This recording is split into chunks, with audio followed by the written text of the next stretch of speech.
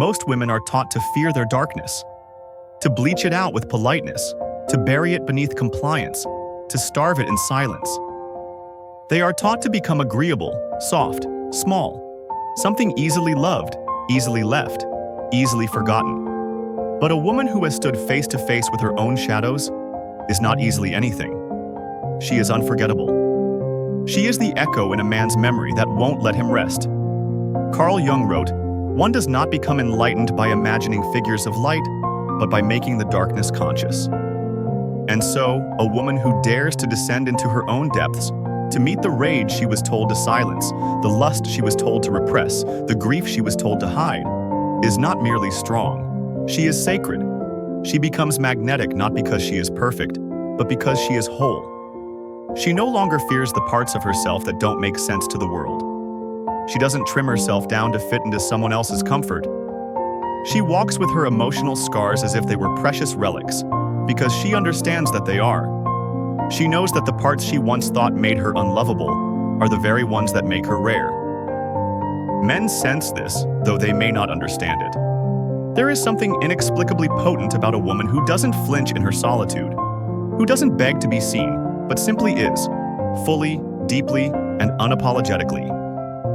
Her presence alone becomes a mirror, and the man who encounters her is forced to face his own reflection, distorted by the masks he wears.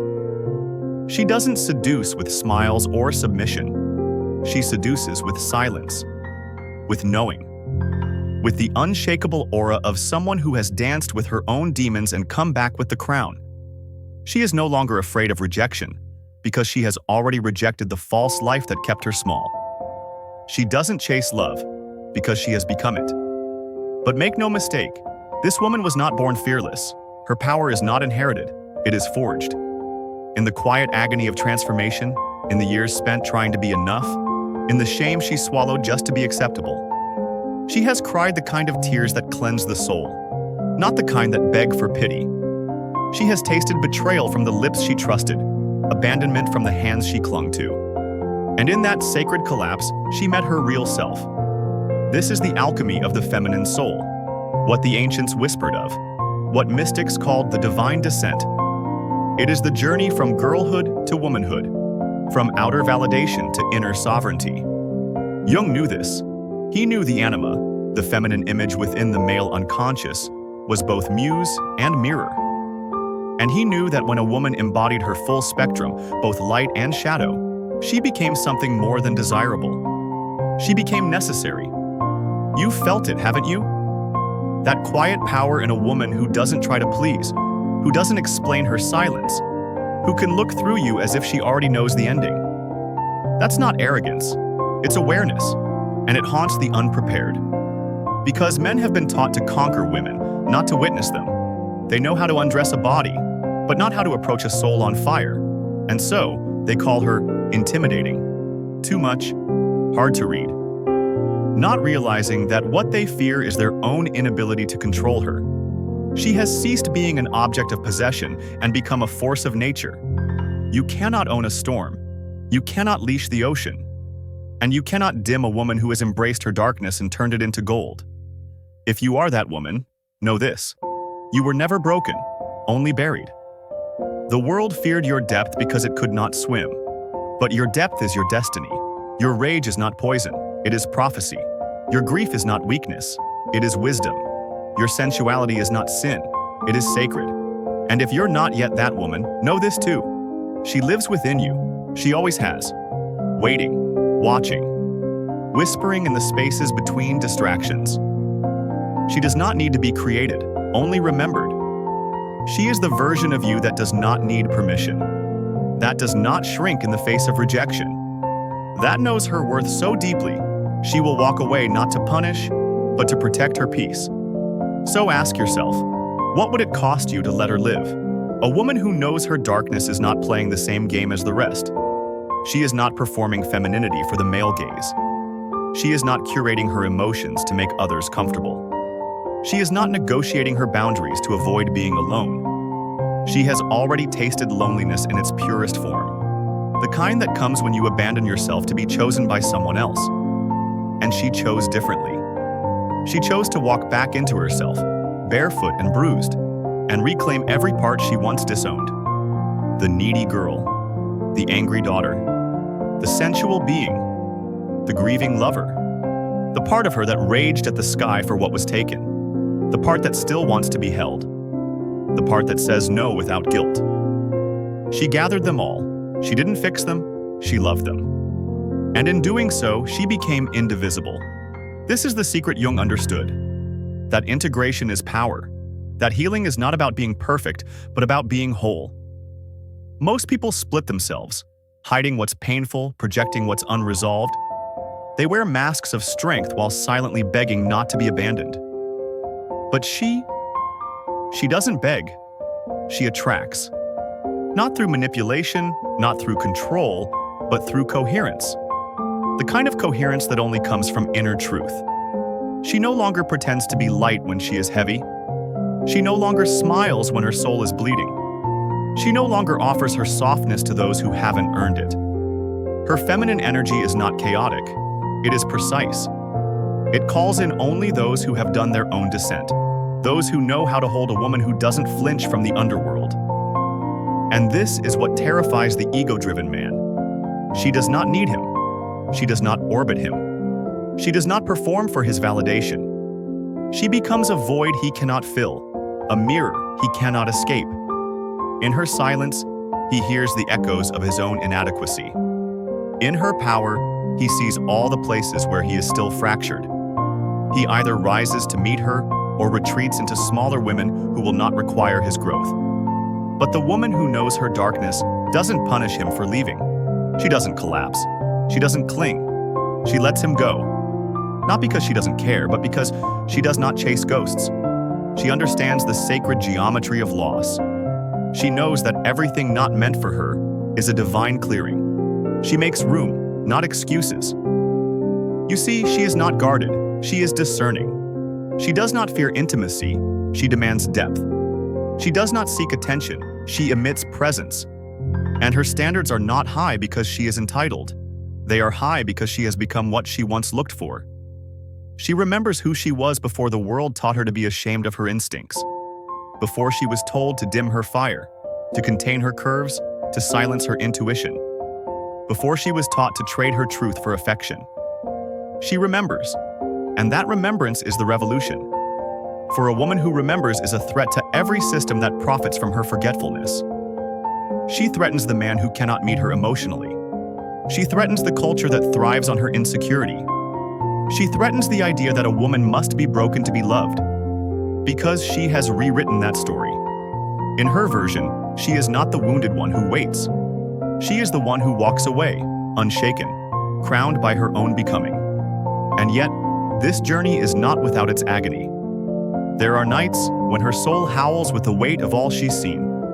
Moments where love slips through her fingers like sand. Times when silence feels like abandonment, not strength. But she holds herself through it all. Not with perfection, but with presence. She does not collapse into need. She expands into truth. Because she knows this now. The feminine is not weakness. It is the sacred wild, the divine void, the receptive field in which all things are born and destroyed. And when she owns that, when she no longer seeks to be explained or fixed, she becomes irresistible. Not just to men, but to life itself. So, if you feel her presence, if you sense her nearness, if you recognize her energy in the spaces between words, know that you are not imagining it. She is real. She is rising. And if you are brave enough to meet her there, she will not just change your mind. She will undo you. To encounter a woman who knows her darkness is to stand before something ancient, something that predates language, tradition, even time itself. She doesn't just walk into a room. She shifts the field. Not because she is loud, but because she is clear. She is no longer bound by the invisible contracts of girlhood, no longer enslaved by the idea that her worth lies in being desired. She desires herself. This is her initiation into wholeness. Not a destination, but a homecoming. And the cost of this return? Everything false, everything performative, everything borrowed. She had to peel away every version of herself that was built to be loved by others, just to touch the original woman underneath, the one who existed before she was broken. the one who still remembered. Carl Jung spoke of the shadow, the unconscious, the denied, the repressed. Most people run from theirs. She did too once. She wore the smile that didn't match her spirit. She swallowed. "I'm fine," when her insides were unraveling. She dimmed herself for people who couldn't hold even her light, let alone her depth. But the day came when her body could no longer bear the weight of dishonesty, when her soul cracked open under the pressure of pretending. That crack was the invitation, the descent, the sacred unraveling. She stopped running from the shadow and turned toward it, trembling, but ready. And it welcomed her not with punishment, but with liberation. Because in that darkness lived her rage, yes, but also her power, her intuition, her erotic truth, her untamed wisdom, her ancestral grief, her primal knowing. The moment she stopped resisting it, it became her source. She transmuted her shame into discernment, her wounds into weapons of clarity, her softness into strategy, her emotions into oracles. And this is why she can no longer be controlled by fear. She has already been to the underworld. She has sat with her pain, and instead of distracting herself, she listened. Instead of numbing, she felt. Instead of fixing, she allowed. And in doing so, she became sovereign. Sovereignty, for her, means this: she belongs to herself. Her validation is internal. Her compass is her body. Her loyalty is to her soul. She may love a man deeply. She may ache, miss, long. But she will never abandon herself again in the name of love, because she has learned that any love that requires her silence is a betrayal. Any connection that cannot hold her totality is a cage. And so, she walks differently. She speaks less, but her words carry weight. She listens, not just with her ears, but with her nervous system. She notices when someone is only speaking to be impressive. She sees through performances. She can tell the difference between love and attachment, between interest and investment. And she will not settle for the illusion of connection when her spirit yearns for the real. You may be drawn to her, captivated even, but she is not for the faint of heart. She does not cater to ego. She does not flirt to fill silence. She does not need to be wanted to feel worthy. If she opens to you, it is because you have shown yourself to be safe. Not safe as in harmless, but safe as in honest, as in whole, as in undeceived. And if you betray her, if you lie, if you diminish her, she will not fight for you. She will leave, not out of spite, but out of remembrance, because she remembers what it cost her to forget herself, and she will never pay that price again. This woman lives in all of us, even in you, the part of you that is tired of pretending, the part of you that longs to scream the truth, the part of you that's exhausted from being palatable. She is not an idea. She is a return, to bone, to blood, to breath, to essence. Let that part of you rise. Let her speak. Let her burn away the layers that make you small. Your darkness is not the enemy. It is the door. It is the wound through which your soul enters. It is the rite of passage every woman must walk if she wishes to stop surviving and start sovereigning. Because until you know your own darkness, you will keep seeking men to fix it, numb it, or distract you from it. But the man who meets the whole woman, who sees her shadow and does not flinch, he becomes her equal. And together, they don't complete each other, they amplify each other. So choose this path if you dare. But know, it will ask everything false to fall away. She no longer makes herself small to be chosen. That phase of her life, of shrinking, of molding, of apologizing for her intensity, is over.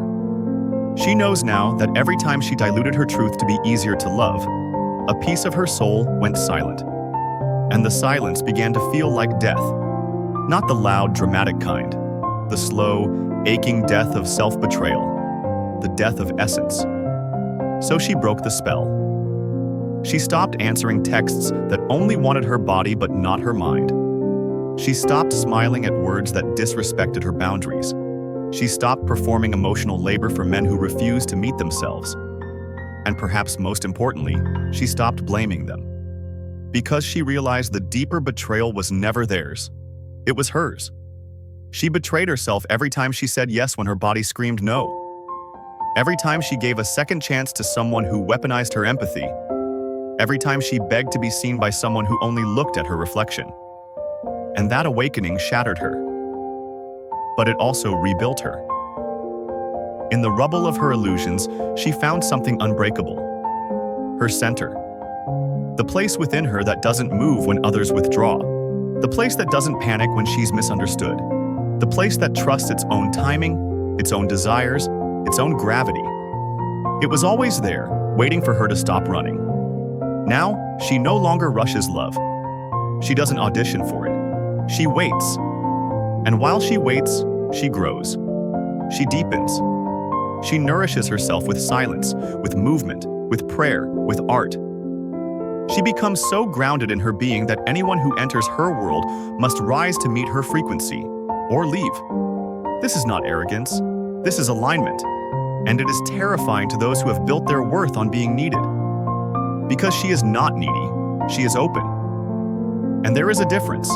One clings from fear, the other receives from fullness. And for the man who is awake, who has made peace with his own shadow, who does not confuse dominance with devotion, she is not a threat. She is the invitation, the call home, the portal back into his own soul. He recognizes her not just by her beauty, but by her depth, not just by her softness, but by the wildness just beneath it. He knows she will not be controlled, and that is precisely why he stays. For when a man has faced his own emptiness, he no longer fears the woman who carries hers with grace. This kind of love is not about possession. It is about presence. Not about completing each other, but revealing each other. She will not heal his wounds, but she will hold the space for him to face them. She will not play small to protect his pride, but she will honor his process if he walks with integrity. And if he doesn't, she leaves without a trace, because she is no longer interested in convincing anyone of her worth. She doesn't need to be the cool girl, the understanding girl, the girl who tolerates breadcrumbs in hopes of earning the whole loaf. That story has expired. She is the woman who remembers. And the woman who remembers does not beg. So many women are awakening now, rising out of their own ashes, choosing solitude over self-abandonment, choosing depth over distraction, choosing embodiment over validation. And yes, it can be lonely. The road back to self is often walked alone. But the silence that once felt like punishment becomes sacred. The solitude that once felt like exile becomes empowerment. Because when a woman knows herself, when she owns all parts, holy and haunted, she becomes magnetic not by trying, but by being. She becomes a force the world must reckon with. And the world does not yet know what to do with a woman who is not afraid of herself. But she doesn't need the world's permission. She has her own. So now she lives like a prayer, not desperate, but devoted, not seeking, but summoning. And those who come to her altar must come clean, not perfect, not polished, just real. She has no time for masks, no tolerance for performance. If you cannot be raw, do not come close. If you cannot be whole, she will not hold your fragments, because she has become the home she once searched for in others. There is a distinct, almost haunting stillness around a woman who has integrated her darkness. It is not coldness, though many mistake it for that. It is clarity, a steady inner flame that no longer flares wildly at every gust of emotion or whim of desire. She has walked through the storm of reactivity and come out dry, not because she no longer feels, but because she no longer leaks. You cannot provoke her with games. You cannot destabilize her with absence. You cannot seduce her with surface-level sweetness. She has been fed illusions before, and now she tastes every word for truth. The texture of your voice, the pacing of your presence, the congruence between your actions and your energy, she notices it all. Not as a tactic, but as a frequency. She listens with her nervous system, because she has trained her body to feel what her mind used to ignore. The tension behind the smile, the hesitancy behind the compliment, the shadow behind the charm. She's been to war with her own instincts before. She knows the price of betraying them. She will not do it again, not even for love, especially not for love. She has learned that true love does not demand the silencing of her voice or the shrinking of her power. True love holds space for her chaos, not to fix it, but to witness it. And if no such love appears, she waits, not with bitterness, but with reverence. Because she knows the difference between loneliness and self-abandonment. She will not trade the sacredness of her solitude for a warm body that leaves her cold.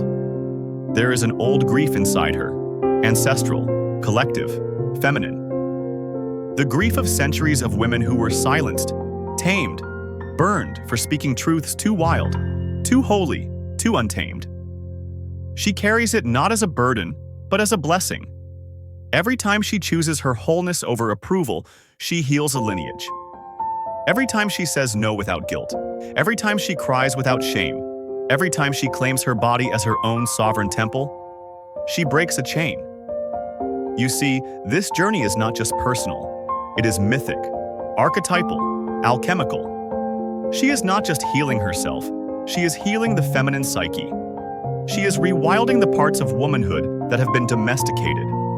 She is making space for the return of the deep feminine, intuitive, erotic, emotional, chaotic, cyclical, wise. Carl Jung called this the process of individuation, becoming who you truly are, beyond the masks, beyond the roles. And for a woman, this means unlearning everything she was told it meant to be good. Because good was never the goal. True is, she is no longer afraid to be seen as too much, too emotional, too sensitive, too intense. She would rather be too much than not enough of herself. And that truth, that embodied authenticity, is what makes her irresistible. Not in a superficial sense, but in an existential one. People feel her before they understand her. They sense that she carries something they've lost within themselves. Something primal, something raw, something alive. She becomes a living invocation of what others have forgotten how to name, but this magnetism comes with weight. It draws not just lovers, but seekers. Not just partners, but projections. Some come to worship her, others come to destroy her. Few come to truly know her. And this is her next initiation, discernment. Learning to see not just who is drawn to her light, but who can hold her darkness. Who can meet her in the underworld and not flinch. Who can stand in the fire of her becoming and not try to douse it with control. She is not afraid to be alone anymore because she is never really alone. She is with herself, with the parts of her that once begged to be seen, with the girl she used to abandon, with the woman she is becoming. Her solitude is not a void. It is a sanctuary, a space where she hears her own voice again and learns to trust its music. And if someone comes along, man, friend, lover, who can sit beside her without trying to fix her, who can worship her without putting her on a pedestal, who can desire her soul more than her skin, she may let them in, gently, slowly, without urgency, because she knows now, what is real does not rush. What is sacred cannot be taken. It can only be received. There comes a moment, quiet, unannounced, when she no longer looks outward for confirmation. Not from lovers, not from society, not even from those who once defined her sense of self. She has crossed an invisible threshold where the need to be validated is replaced by something far more dangerous, inner knowing. She knows now, knows that her emotional intensity is not weakness but wisdom, that her desire for depth is not too much but too rare, that her hunger for truth is not naive, but noble. She doesn't just believe in her worth anymore. She feels it in her bones, in the way she walks, in the way she speaks, in the way she no longer explains herself to people committed to misunderstanding her. There is no performance left, no mask of perfection, no armor of pretense. She doesn't pretend to be unbothered when she's hurt. She doesn't shrink when she's praised. She doesn't flinch when she's alone. She is not seeking balance. She is living paradox, holy and human, light and shadow, warrior and priestess, soft and unshakable. Carl Jung wrote that, "The privilege of a lifetime is to become who you truly are." And so she has claimed that privilege with every sacred boundary, every necessary ending, every lonely night spent choosing truth over comfort. Her life may not look how she imagined, but it feels like home. That is the difference. This kind of woman doesn't need a stage to be radiant. She can sit in silence and the room still shifts. She is not loud, but she is not invisible. There is a still fire in her, a fire that burns with purpose, not for performance. And this fire, this presence, is what awakens others. She does not demand respect, she commands it. She does not pursue attention. It arrives, uninvited, magnetized by her essence. Men feel it first in their body. Attention, a pull. Not just attraction, but a kind of spiritual restlessness. She stirs something ancient in them. Something that remembers the archetypal feminine, the untamed, the unseen, the sovereign. And yet, many mistake their own arousal for readiness. They think desire equals capacity. But she knows better. She has learned that not every man drawn to her energy can hold its weight. Some want to taste her power, but not face what it reflects in them. Others want to love her, but only on their terms, safe, small, manageable. And so she watches. She listens.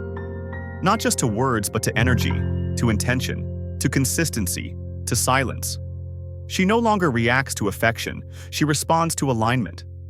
And when she loves, she does so without fear, but never without discernment. Her love is not conditional, but it is sacred. It will not pour into cracked vessels.